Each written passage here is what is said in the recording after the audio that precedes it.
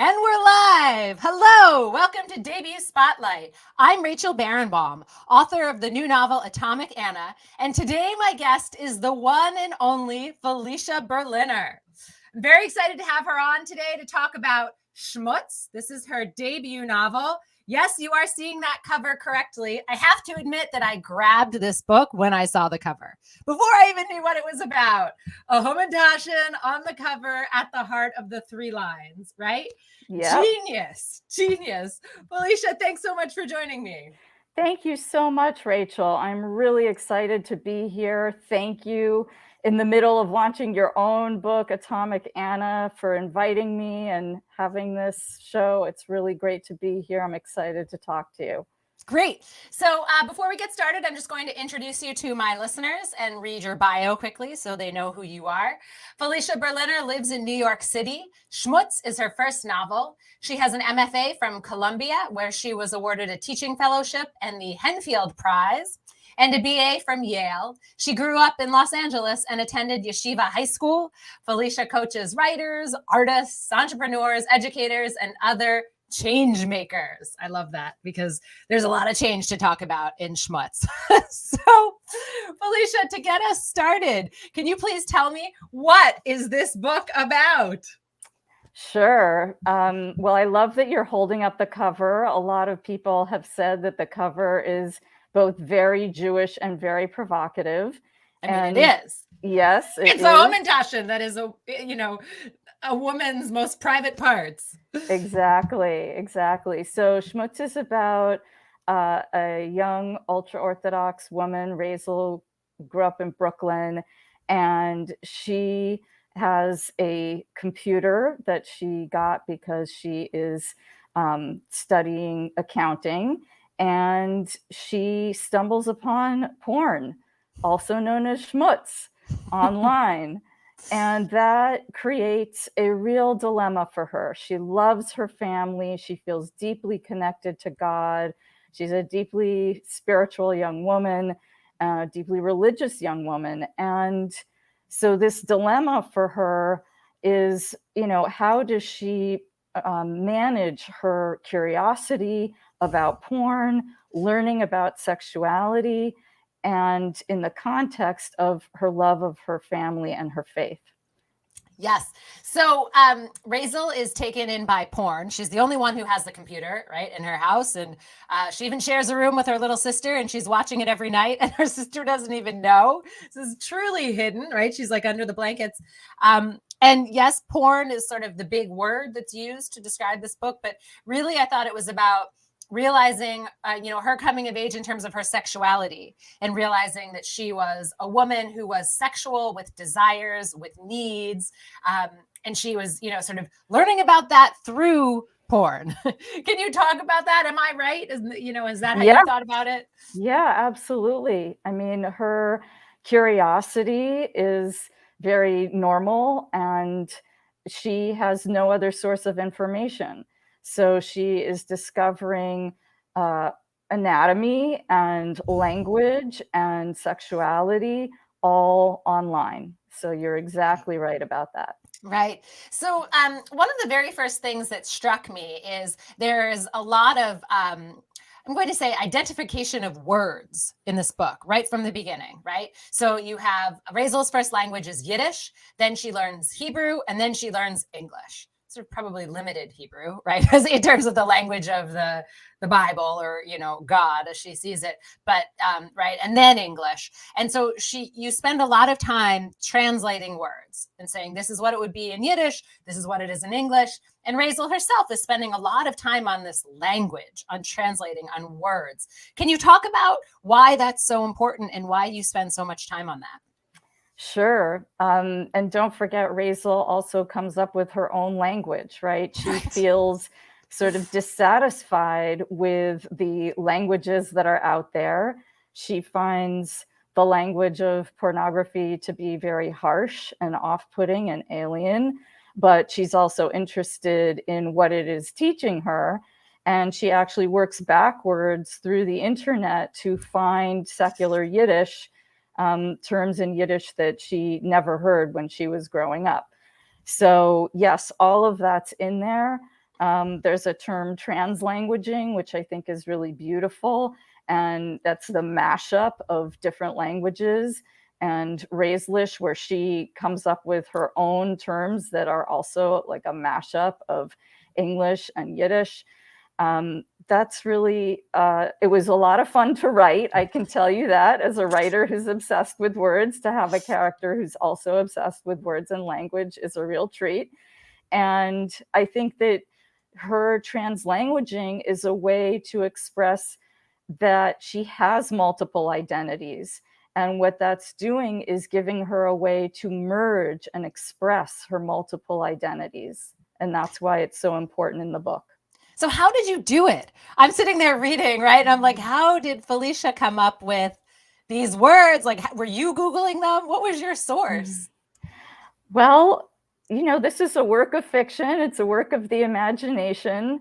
I think that as a writer, I certainly feel deeply connected to my protagonist and imagined what she would be doing and what she would be going through. I think that's how many writers end up with the stories and the characters, voice-driven characters that you find in great fiction.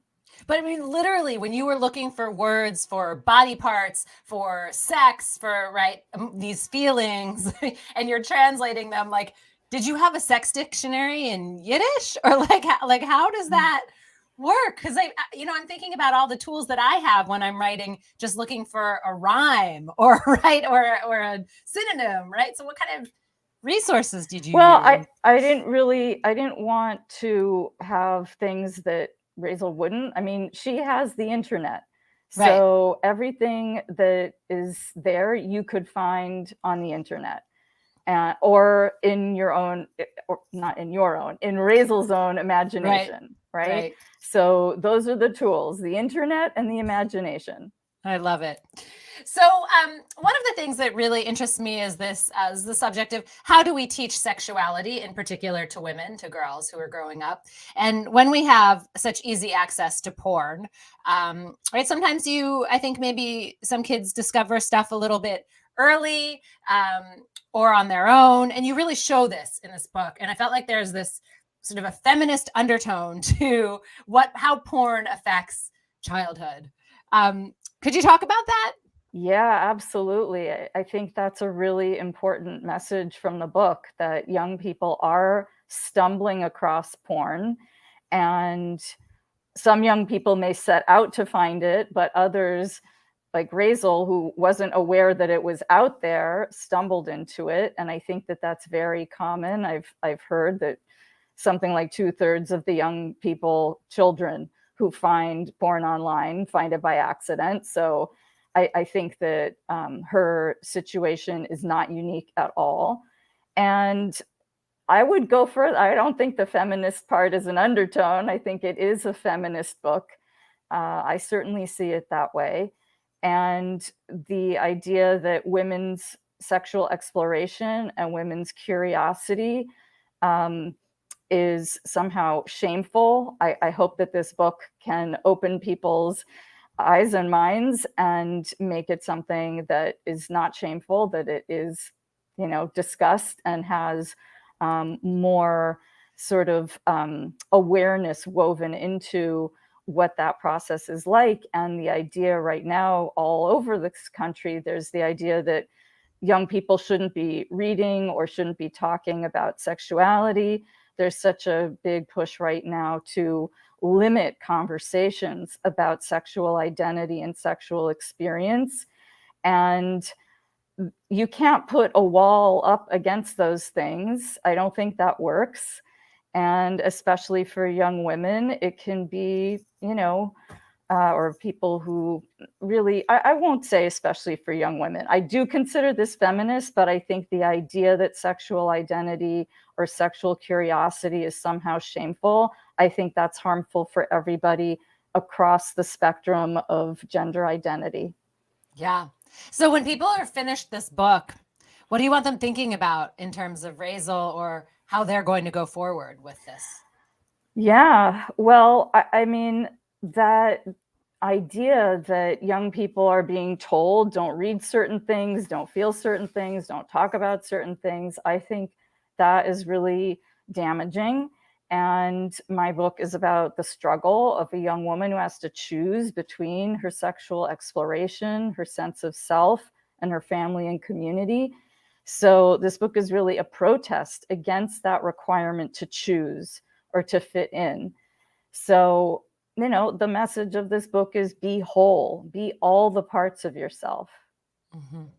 And that includes sort of understanding how your body functions as a sexual machine, or I don't know what, not machine, like thing, right? As a sexual body. One of the scenes that I really loved, that for me really spelled out how porn can hurt, right, people who are early in their sexual awakening, was when Razel has her first meeting with her first potential husband. So there's a matchmaker who brings him to the house, and she's sitting there the whole time, right, thinking about this porn that she's watched and how he might be a part of it, what he might look like naked, right? And she can't even look at him. She can't even talk to him. Can you talk to me about that scene? Yeah, I think you're right to point out how pervasive the experience of porn becomes for her. Certainly over time, it's a kind of progressive thing that gets more severe over the course of the book. And it really does influence her way of looking at the world. And the idea that, that there's uncertainty, that the ways of people interacting might take the path that she sees it taking in porn is very disorienting for her. And you're right, it makes it hard for her to stay present in the moment because she's got all these other ideas going on in her mind. I think you're reading that really well. Right. And she's thinking, like, would this guy ever do that with me? Right? Mm-hmm. Yep. Which is important for a relationship, but also things like, can we talk? Can we have a conversation is also important. And she can't even get there because she's so stuck on those images. Well, I think that over the course of the book, there is a more hopeful idea for her, that, her strong sense of herself comes through, and what she wants, how she wants to connect to a soulmate, right, does come through over the course of the book. It's challenged by the experience of porn, but I think that in the end, she really has her sense of identity that's strong enough that she wants to be able to connect and have those conversations as well as the sexual exploration. Yeah, but it does take a while to get there. Yes. Quite a journey. So let's talk about God for a minute or two, since right, sex and God, they go together in this book.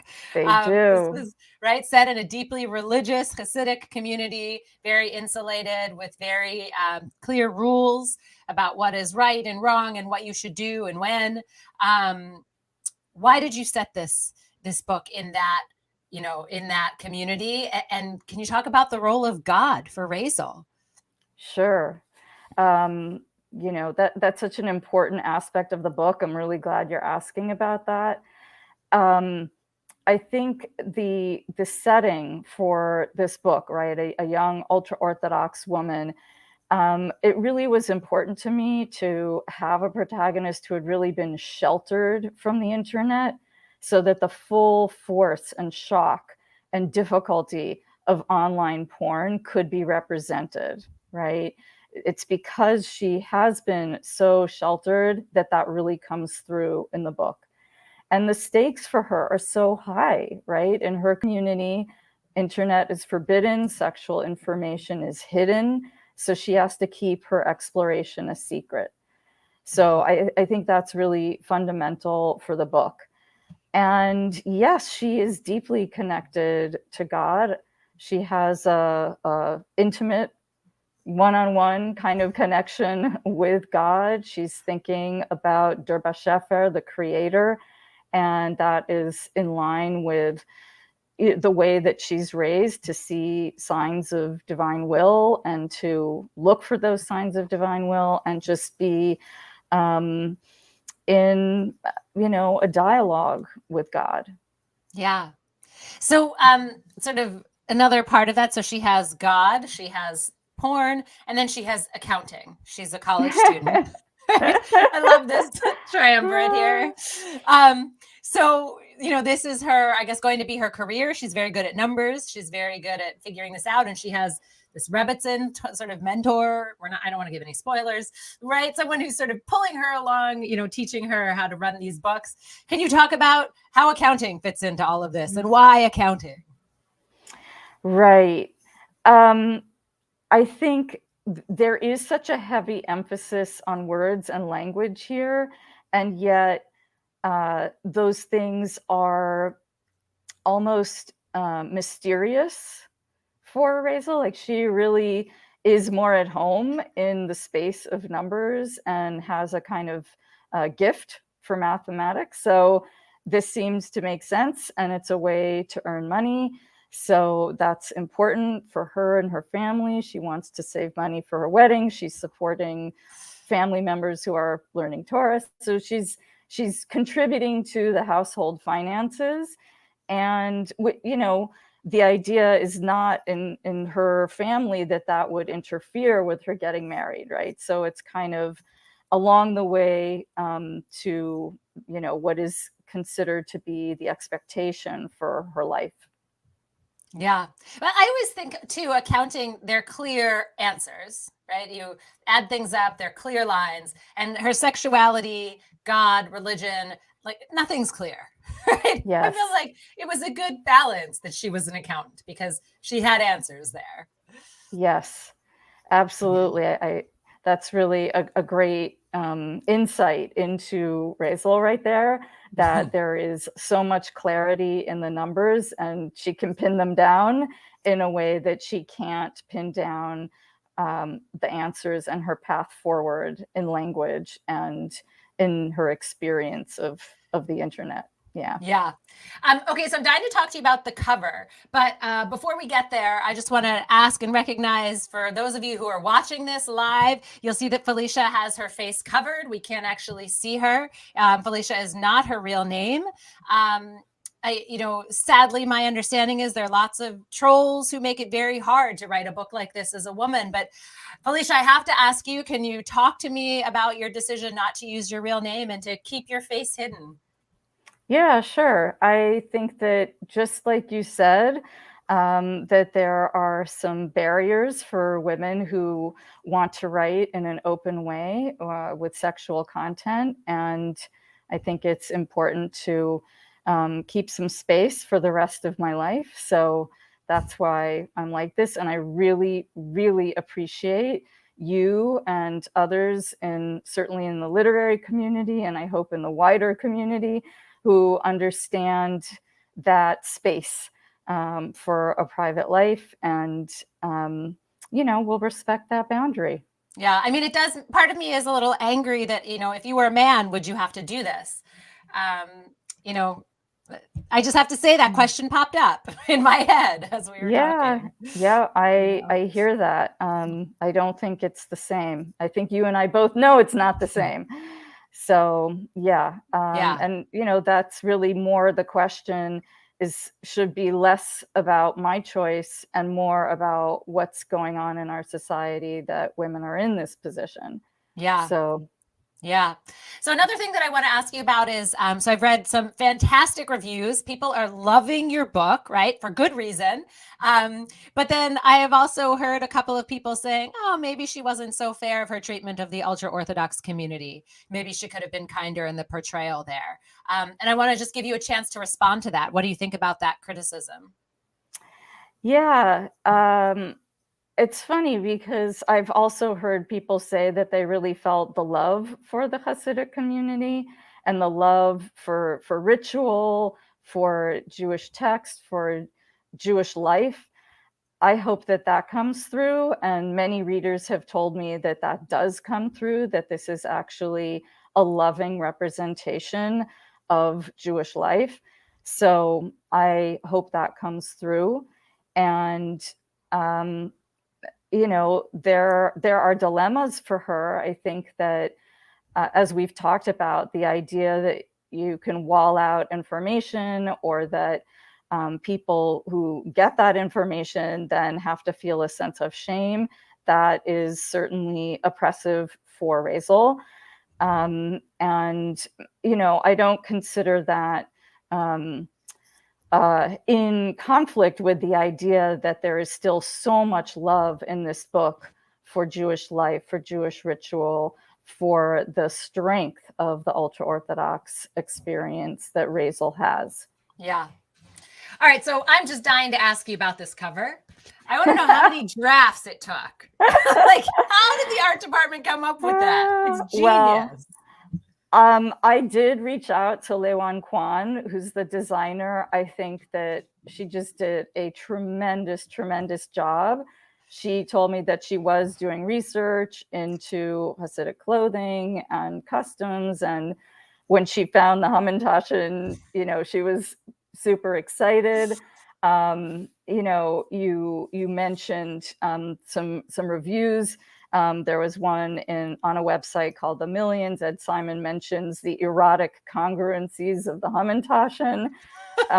So that's a phrase I never thought I would hear. Ever. Yes, right. But the cover, I love the cover because it really captures the way that Razel's sexual identity and her Jewish identity are completely intertwined. And that to me is the heart of the book, and that's on the cover. So that's great. And certainly if it makes people want to see what's between the covers, that's great too. I think that it's a powerful cover.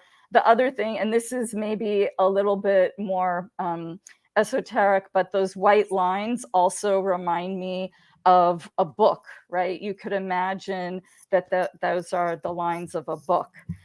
With a Hamantaschen right at the center. So yes. It's really a great job. I'm so grateful to the team at Atria and Simon & Schuster for supporting this book, and for Lewan Kwan's great design. It's really for a debut writer to have such a fantastic, eye-catching cover is a real treat. It's amazing. So, yeah. I think you've touched a little bit on how there's some parts of this that are very personal to you, right? And your love of this community and everything. But I'm curious, like, what was the hardest part about writing something that is close in this way? Like, I have no idea. What was the hardest part of writing this book? Because I can't imagine. The hardest part was, what is going to happen to Razel? How is she going to resolve this? I was so clear for a really long time about her dilemma. Mm-hmm. And people had opinions, of course, right? Some of my early writers. What is her dilemma? Can you share that with us without spoilers? Yeah, well, I mean, we've been talking about it this whole time, right? There's her love of her family. She's expected to get married. When the book starts, she's 18. She turns 19. So there's this pressure. The clock is running to get married. So, and she wants that. She wants to get married. Right. And on the other hand, she doesn't want to give up her sexual exploration. The idea that there is pleasure available for her is deeply appealing. This is part of why this book is not just an undertone feminist book, a truly feminist book, is that it celebrates Razel's pleasure, her experience of pleasure. So that is a dilemma. If your sexual exploration, your identity, your sense of future pleasure for yourself seems to be in conflict with your role in your family and your community, that is a dilemma. Mm-hmm. So what is Razel going to do? And I am not going to say more than that because that would be a spoiler. Yeah. But for me, writing this character in this book, that was a really hard part. And early readers had opinions. Well, of course she has to do this. And other people said, oh no, she has to do that. So right. I'm going to leave it to the readers to go through and see how Hazel resolves her dilemma, or whether she can resolve it. Mm-hmm. And, you know, it was hard, but it was also beautiful because it felt so true to the book. Right. So another one of my favorite scenes that I just want to talk about quickly before we wrap up, because the time is flying. I have a million other things to ask you, but I want to talk about this scene where it was very brief, where Raisel's in, I think she's in the bathroom with her brother, and her brother's offering her a joint, right? Like, calm down, take some, right? Take, Yep. you know, take a hit, whatever.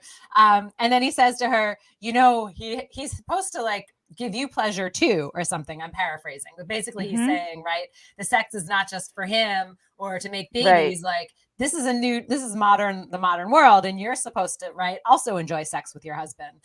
And this was a big moment for her. And also for me to read that in her journey, right? I was like, wow, now I really am invested in her brother and this journey, right? That she's being validated for that. Can you talk about that moment? Sure. Yeah. I mean, that is one of the representations in the book where I really am trying to dispel some myths. I mean, there's the old hole in the sheet myth about Hasidic sex, which this book also dispels. This is not in any way, there is no orthodoxy that is sacred or upheld in this book. This book really defies lots of rules, lots of conventions, spelling, representation, all of it. So, and this particular brother, who's Raisel's favorite brother, has an open mind because of his own questioning, and Raisel has a sense of connection to him. And, you know, there are other family members that are not as open-minded or having the same kinds of questions. But at least with this brother, she can see that maybe there is a place for her and her own questioning. It's also uncomfortable because he hasn't followed the normal path and gotten married, which throws into question, because he's older, her ability to get married. So I'm just showing at every turn how the conventions and expectations really can be challenging or oppressive for the character, and yet she is finding ways around them and finding human connection and her faith to give her a new path forward. Yeah, that feminist, you know, the sex is for your pleasure too. That moment. I loved it. Okay, so here's a question that I ask all of my guests, because my listeners love to hear this. What kind of advice do you have for new or aspiring writers? Yeah, keep at it. Do not give up. Read a lot. Read things that inspire you, that stoke your imagination. Read things that when you're reading, you actually want to pick up the pen and write. And, you know, that there is no set path towards publication. I certainly didn't follow a conventional path. Even with an MFA, it still wasn't a conventional path. And, you know, whatever it takes to find time to write. You don't have to follow the standard prescription, get up at 4 a.m. That certainly wasn't how I did it. It was more nights and weekends for me, while, you know, after other responsibilities were taken care of. So I just urge people to read what you love that inspires you to write, and don't worry about not fulfilling some kind of like macho myth of how you should become a writer. Yes, I love that. And really quickly, how long did it take you to write SHMUTZ? My earliest file on the computer was from about 2015. So wow. That was like a seed of right. an idea. Right. So yeah, I love it. I mean, people see a shiny, fancy, finished copy, and they think you just whipped that out. But nope, that was 7 years. 7 years in the making, at least. So yeah, well, I would say 6, because it was the end of 2015. But yeah, 6 years. Okay. Don't think that it's just the final product. Right. Because it's a lot of years in the making. Felicia, this is fantastic. Thank you. SHMUTZ is your debut novel. Go out and buy it if you're listening right now. And Felicia, may you sell many, many copies. Thank you for joining me. Oh, from your lips to God's ears. Thanks, Rachel.